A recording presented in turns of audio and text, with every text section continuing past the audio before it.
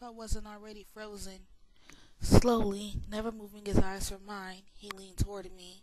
Then abruptly, but very gently, he rested his cold cheek against the hollow of the base of my throat.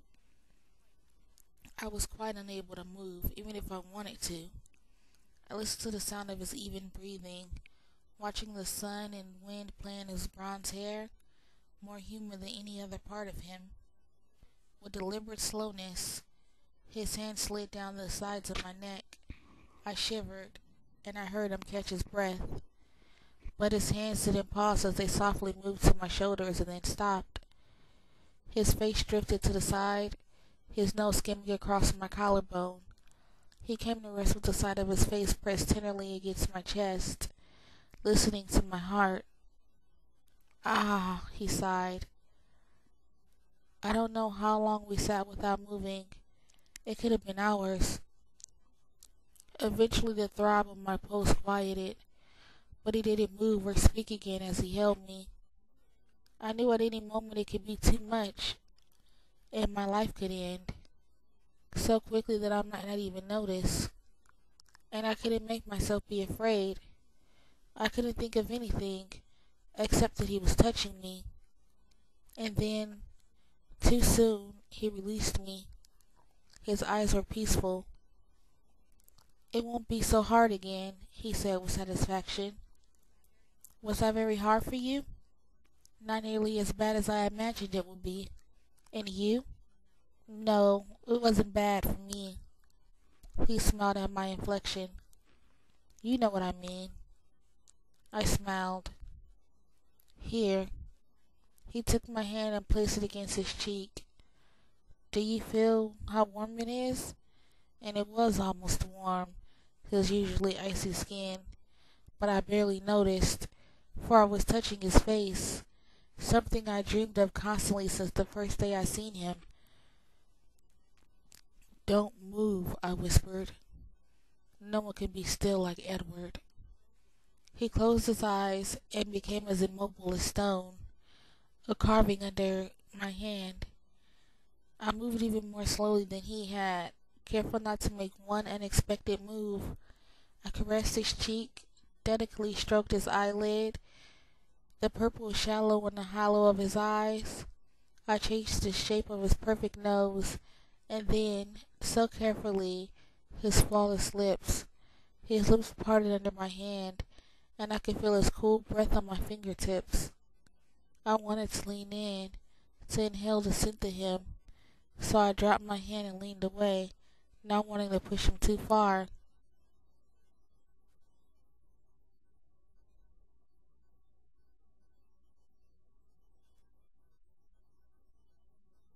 He opened his eyes, and they were hungry, not in a way to make me fear, but rather to tighten the muscles in the pit of my stomach and send my pulse hammering through my veins again. "I wish," he whispered, "I wish you could feel the complexity, the confusion I feel, that you could understand." He raised his hand in my hair and then carefully brushed it across my face. "Tell me," I breathed.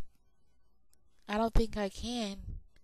I've told you, on the one hand, the hunger, the thirst, that deplorable creature that I am.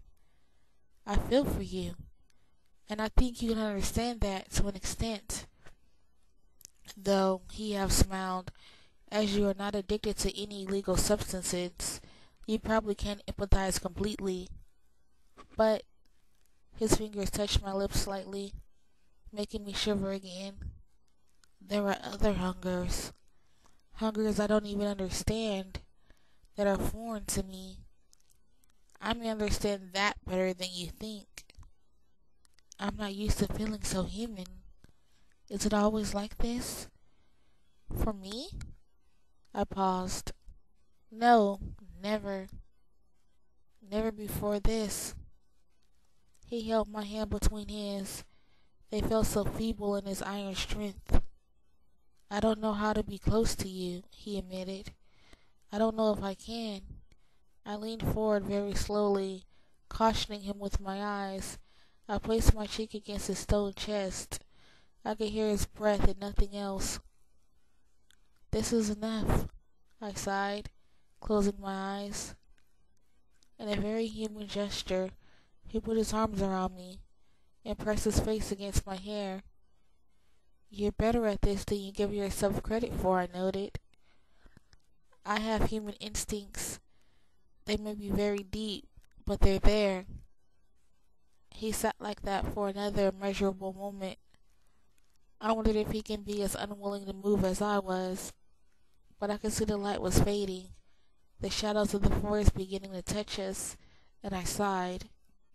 You have to go. I thought you couldn't read my mind. It's getting clearer. I could hear a smile in his voice. He took my shoulders, and I looked into his face.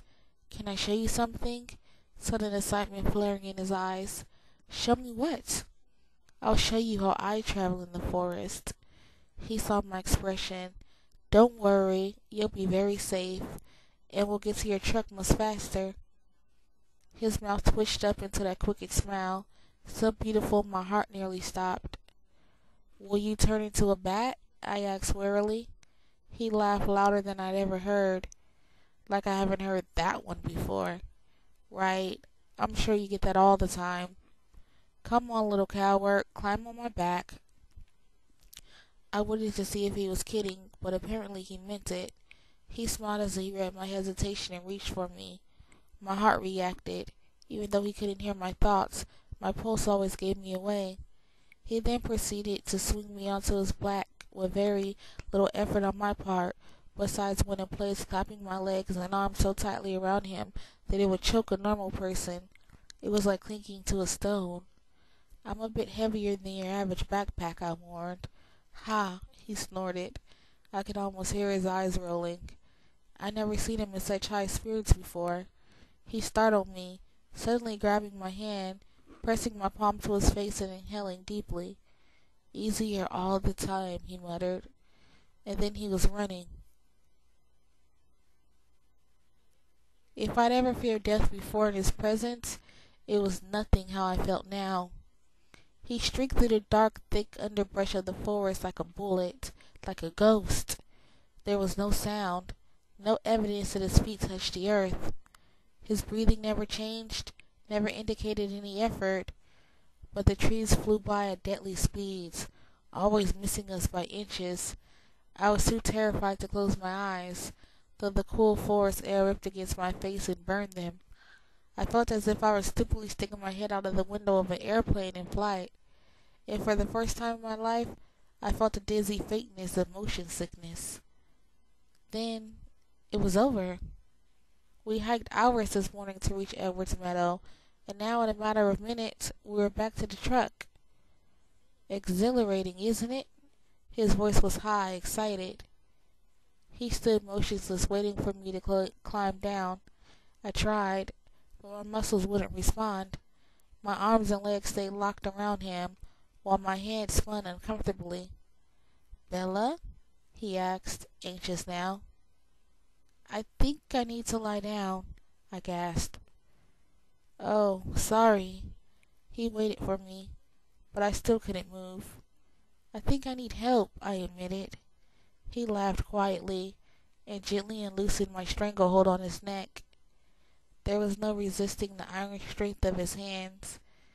Then he pulled me around and faced him, cradling me in his arms like a small child. He held me for a moment, and then carefully placed me on the spring ferns. How do you feel? He asked. I couldn't be sure how I felt when my head was spinning so crazily. Dizzy, I think. Put your head between your knees. I tried that, and it helped a little. I breathed in and out slowly, keeping my head very still. I felt him sitting beside me. The moments passed, and eventually I found that I could raise my head. It was a hollow ringing sound in my ears. I guess that wasn't the best idea, he mused. I tried to be positive, but my voice was weak. No, it was very interesting. Ha, you're as white as a ghost.